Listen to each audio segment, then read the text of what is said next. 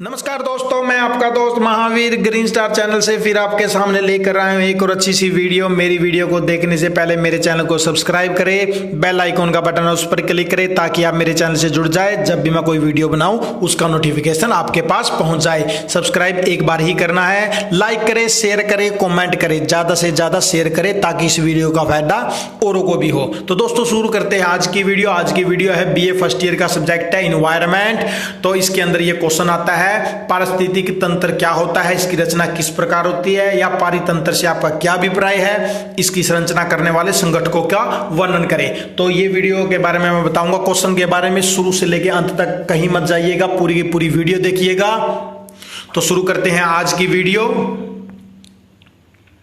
अभिप्राय P. Haggett के अनुसार कि पारिस्थितिक तंत्र वह पारिस्थितिक व्यवस्था है जिसमें पादप और प्राणी अपने पर्यावरण से पोषक श्रृंखला के साथ जुड़े होते हैं। एक पारिस्थितिक तंत्र छोटा या बड़ा, प्राकृतिक या मानव निर्मित हो सकता है। झील, नदी, तालाब, वन, घास का मैदान, रेगिस्तान आदि ये पारिस्थितिक तंत्र के उदाहरण हैं। समझ गए आप? यानी झील हो, नदी हो, तालाब हो, वन हो, घास के मैदान हो, रेगिस्तान, सभी के सभी पारिस्थितिक तंत्र के उदाहरण हैं। पृथ्वी पर सबसे बड़ा पारिस्थितिक तंत्र जैव मंडल है जिसमें अनेकानेक पारिस्थितिक तंत्र शामिल है।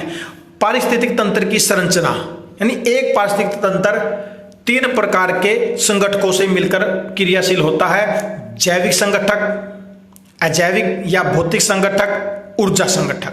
सबसे पहले पढ़ेंगे हम जैविक संगठक, यानी पेड़ पौधे, जीव जंतु, सूक्ष्म जीव और उनके मृत अंग पारिस्थितिक तंत्र के जैविक संगठक कहलाते हैं। कार्यशीलता के आधार पर जैविक संगठकों के 3 उपवर्ग माने जाते हैं। नंबर 1 उत्पादक। इनमें हरी पत्ती वाले पेड़ पौधों, फूल वाले पौधे, शैवाल, डायटम व कुछ जीवाणु आते हैं। पौधे अपनी जड़ों से मिट्टी में से खनिज व आर्द्रता तथा पत्तों से प्रकाश ऊर्जा एकत्रित करके रासायनिक क्रिया करते हैं। इस रासायनिक क्रिया को प्रकाश संश्लेषण कहा जाता है। प्रकाश संश्लेषण की क्रिया पौधों की पत्तियों में स्थित हरे तत्व द्वारा संभव होता है। कुछ पौधे जैसे शैवाल और जीवाणु यानी बैक्टीरिया प्रकाश संश्लेषण के बिना भी अपना भोजन बना लेते हैं। ये पौधे रसायन पोषी होते हैं जो ऑक्सीकरण विधि से अकार्बनिक अथवा अजैव तत्वों से ऊर्जा ग्रहण कर अपना भोजन बनाते हैं। यही कारण है कि जीवाणु यानी बैक्टीरिया और शैवाल महासागरों के उन भागों में भी जीवित रह जाते हैं जहां सूर्य का प्रकाश भी नहीं पहुंच पाता। अपना भोजन स्वयं बनाकर जीवित रह पाने के कारण इन्हें स्वपोषित घटक भी कहा जाता है। और इन्हें प्राथमिक उत्पादक इसलिए कहा जाता है क्योंकि ये सूर्य की ऊर्जा को अन्य जीवों तक पहुंचाते हैं। प्रकृति की इसी व्यवस्था के कारण ही पृथ्वी पर जीवों की श्रृंखला विकसित हुई है। सभी जीवों के भोजन व ऊर्जा का आधार बनने के कारण ही वनस्पति को पूजनीय माना जाता है। नंबर 2 उपभोक्ता, कि इस वर्ग में मनुष्य सहित उन जीव जंतुओं को रखा जाता है जो स्वपोषित प्राथमिक उत्पादक पौधों द्वारा उत्पन्न जैविक तत्वों से भोजन प्राप्त करते हैं। भोजन के लिए दूसरों पर निर्भर रहने व अपना भोजन खुद न बना पाने के कारण इन्हें परपोषित कहा जाता है। पौधों को खाने से पौधों में उपस्थित शर्करा जीवों को रासायनिक ऊर्जा प्रदान करती है। भोजन ग्रहण करने की प्रक्रिया के आधार पर परपोषित जीवों अथवा उपभोक्ताओं को 3 वर्गों में बांटा जा सकता है। नंबर 1 प्राथमिक उपभोक्ता, दूसरा है द्वितीय उपभोक्ता और तृतीय उपभोक्ता। प्राथमिक उपभोक्ता ये तृणभोजी जीव होते हैं जो पेड़ पौधों अथवा उत्पादकों से अपना भोजन प्राप्त करते हैं। ये जीव शाकाहारी भी कहलाते हैं। गायें, बैल, भैंस, घोड़ा, बकरी, भेड़, खरगोश, गिलहरी ये सभी प्राथमिक उपभोक्ता के उदाहरण हैं। द्वितीय उपभोक्ता सेकेंडरी ये मांसाहारी जीव होते हैं जो प्राथमिक उपभोक्ता या शाकाहारी जीवों को खाकर जिंदा रहते हैं। कौन? शेर, चीता, मेंढक, छिपकली आदि। तृतीय उपभोक्ता, इस वर्ग में वनस्पतियों या शाकाहारी मांसाहारी दोनों प्रकार के जीवों को खाने वाले जंतु रखे जाते हैं। इन्हें सर्वहारी भी कहा जाता है। अब आता है तीसरा पॉइंट, अपघटक। ये सूक्ष्म जीव जैसे जीवाणु, उष्ण और प्रोटोजोआ होते हैं जो मृत जंतु और गले सड़े पौधों को वियोजित कर देते हैं। अपघटक की प्रक्रिया में ये सूक्ष्म जीव अपना भोजन ग्रहण करते हैं। नंबर 2, जैविक तत्वों की पुनरावस्था करते हैं जिससे ये तत्व स्वपोषित प्राथमिक उत्पादक पौधों के प्रयोग के लिए पुनः उपलब्ध हो जाते हैं।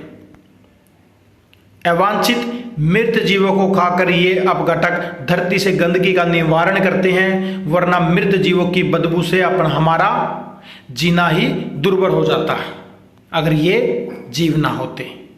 अजैविक और भौतिक संगठक, ये कौन से हैं कि अजैविक घटकों के बिना जैविक संगठकों का काम नहीं चल सकता।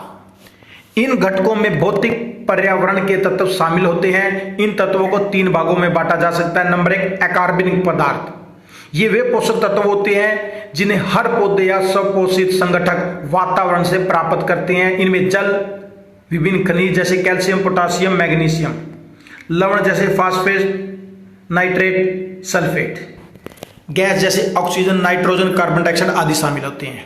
इन तत्वों को सर्वप्रथम हरे पौधे अर्थात उत्पादक अपना भोजन बनाते हैं। पौधों से ये तत्व उपभोक्ताओं में जाते हैं। उपभोक्ताओं के मरने पर अपघटकों द्वारा मुक्त होकर ये तत्व पुनः पर्यावरण में शामिल हो जाते हैं। फिर है कार्बनिक पदार्थ कि इनमें गले सड़े पौधे, मृत जंतुओं से प्राप्त प्रोटीन, कार्बोहाइड्रेट, वसा, क्लोरोफिल, शर्करा, एल्फी, वासा आदि आते हैं। कवक और जीवाणु अपनी क्रियाओं द्वारा इन कार्बनिक पदार्थों को अकार्बनिक पदार्थों में बदल देते हैं। हरे पौधे इनका फिर से उपयोग करके उगते और बढ़ते हैं। इस प्रकार कार्बनिक पदार्थ पारिस्थितिक तंत्र के जैविक और अजैविक संगठकों के बीच संबंध बनाए रखते हैं।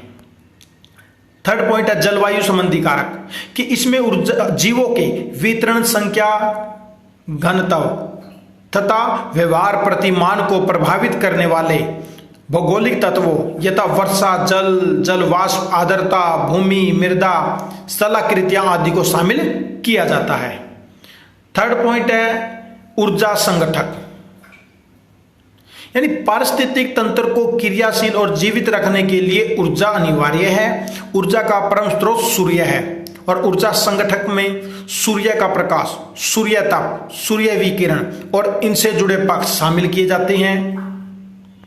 इन पौधों अथवा उत्पादकों को शाकाहारी प्राणी खा जाते हैं। ये प्राथमिक उपभोक्ता कहलाते हैं। कीट, चूहे, भेड़, बकरियां, गाय, भैंस आदि प्राथमिक उपभोक्ता के उदाहरण हैं। खाद्य श्रृंखला के तीसरे स्तर पर मांसाहारी जानवर आते हैं। ये प्राथमिक उपभोक्ताओं अथवा शाकाहारी जानवरों को खाकर जीवित रहते हैं। इन्हें गौण अथवा द्वितीय उपभोक्ता कहते हैं। उल्लू, शेर, चीता इसके उदाहरण हैं।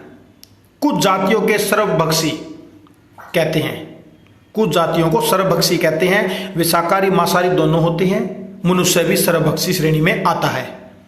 कुछ सूक्ष्म जीव तथा जीवाणु जिन्हें अपघटक कहते हैं, खाद्य श्रृंखला के सभी स्तरों से प्राप्त अवशेष या गले सड़े जैव पदार्थ को अपना भोजन बनाकर जीवित रहते हैं। पारिस्थितिक तंत्र में उपलब्ध पोषक खनिज पदार्थों को ये पुनर्चक्रण करते हैं और खाद्य श्रृंखला को अंतिम रूप देते हैं। ये चित्र बना हुआ है। सूर्यताप, उत्पादक, श्वसन, प्राथमिक उपभोक्ता, गौण उपभोक्ता, विघटक, खाद्य श्रृंखला में ऊर्जा। तो दोस्तों आज का क्वेश्चन यही समाप्त होता है। मुझे आशा है कि आपको मेरा क्वेश्चन समझ आया होगा। तो इस वीडियो को ज़्यादा से ज़्यादा शेयर करें ताकि इसका फायदा औरों को भी हो। चैनल को सब्सक्राइब करना मत भूलिए। तो कल फिर मिलते हैं नेक्स्ट वीडियो के साथ। जय हिंद, जय भारत।